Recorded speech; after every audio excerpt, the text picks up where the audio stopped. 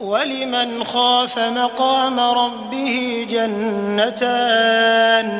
فبأي آلاء ربكما تكذبان ذواتا أفنان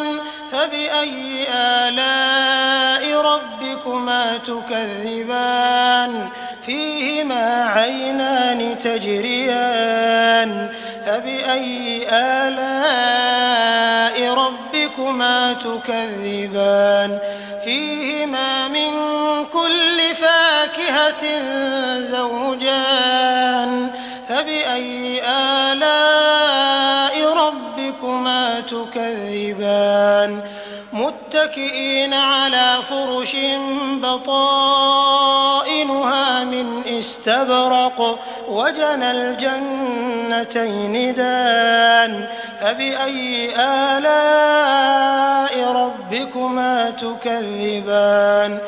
فيهن قاصرات الطرف لم يطمثهن إنس قبلهم ولا جان فبأي آلاء ربكما تكذبان كأنهن الياقوت والمرجان فبأي آلاء ربكما تكذبان هل جزاء الإحسان إلا الإحسان فبأي آلاء ربكما تكذبان ومن دونهما جنتان فبأي آلاء ربكما تكذبان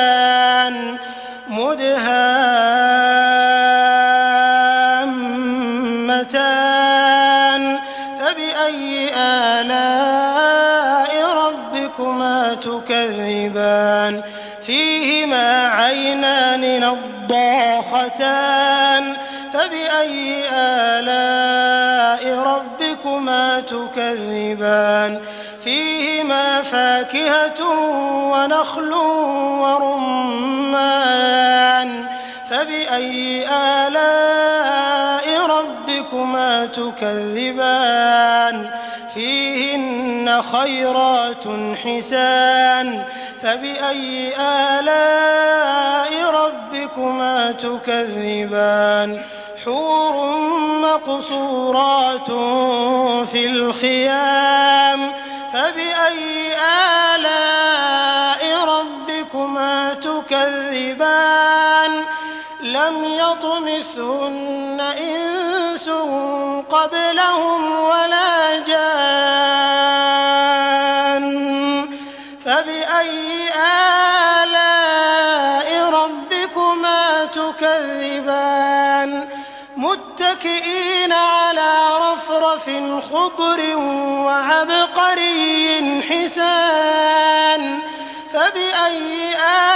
آلاء ربكما تكذبان تبارك اسم ربك ذي الجلال والإكرام